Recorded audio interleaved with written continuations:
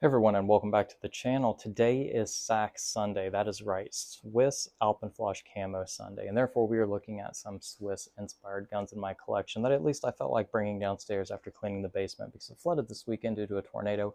Long story, we'll get into that later. But first off, as we get into SAC Sunday, the SIG P6, kind of a 225, but kind of not, except that it isn't, with everything internally and the springs and other things like the hammer. And the hammer here has been a matter of conjecture for years. Is it a lanyard? What is it really meant for? And what it truly is meant for is a safety device. One, if the gun falls, it takes pressure from the hammer, from a potential discharge. The second thing, it allows the armorer to know that the gun was dropped, and therefore they can service it. This is a scaled down 220. The 220 is a iteration of the p210, kind of a refinement on that, allegedly, but the 210 is peak as it is. But anyway, so we got a lineage here, and now that we got the lineage going, we'll get into the 226. 226, beautiful, iconic XM9 military trials. The parts packages and the sustainability package on this firearm was higher than the Beretta 92, or this thing potentially would have won the contract, and we would have been, running these. But the Navy SEALs still did go ahead and take the 226 and run it as the MK25. And so the 226 still got to see a lot of action in the US military and police departments over the years. And I absolutely love the Beretta 92 series, but the 226, there's just something that is aesthetically pleasing. Even the railed version, the MK25s, there's just something about them that they just feel great in your hand. They look great and they shoot well. They shoot great. I say well, they shoot as well as you can shoot. We'll go that route with it because I don't know what to say on that. Magazines are super cheap and easy to find. By that, I mean it depends on where you live. I ended up having a lot of magazines for mine just because, finding them in random parts boxes when you go to gun stores, because it's what I do. The last part of SAC Sunday, that was harder to do with the right hand than I thought it was going to be. The SIG 556 Gen 1. This gun is beautiful and ugly at the same time. And why is that? The Gen 1 has these hideous fish gills. They also have a pivot pin that is a screw similar to the older Colt firearms. They came with an M4 buffer tube. Why? Because SIG USA. They also, again, did I mention how hideous these fish gills are? Which would have worked out well for my basement being flooded. The piston inside on the Gen 1s is it's a solid piston and not fluted like the later iterations. It has Swiss internals and components, which I can't even tell you the part count on it because I don't know. But I will say that this thing is a Cadillac when it comes to shooting it. It is smooth, it is accurate, it is extraordinarily fun to shoot, but it is not a sustainable gun. If anything goes down on this, if anything breaks, I did get an armorer's package when I bought this, or when I traded for it.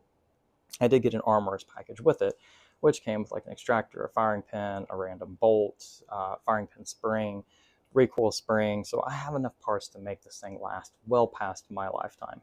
But let's just say fluke crap happens and something goes down, like one of the trigger components. They're not compatible with AR-15 stuff.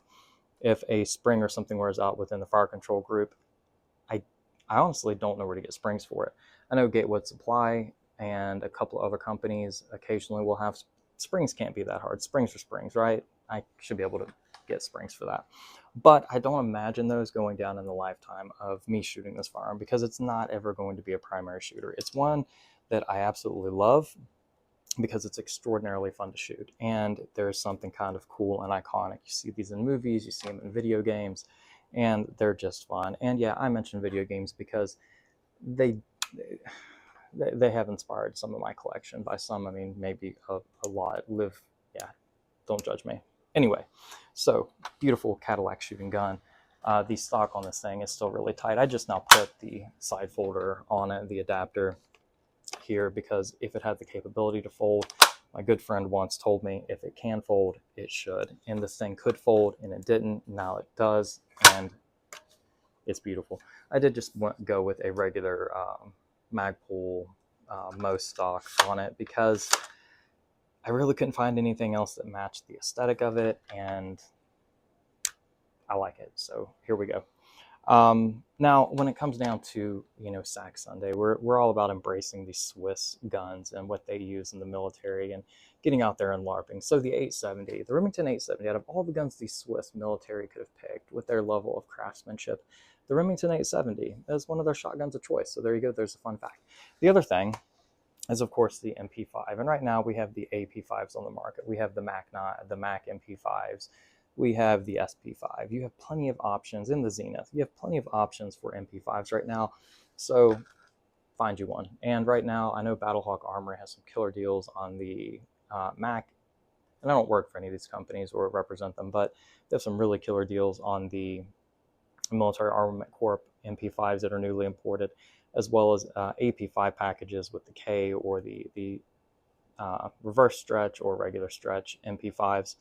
And I have a buddy that's running just a regular AP5 right now, and he's running it at Lethal Weapon Texas. It's running so well. So I wouldn't hesitate to, pull the trigger, so to speak, on one of those.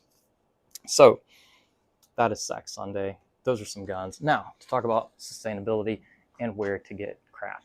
So the 226 is going to be the easiest gun out of the ones I've talked about so far to find. Either the 226R, which is, well, the rail version, or just the regular 226. Aim Surplus frequently has these in stock.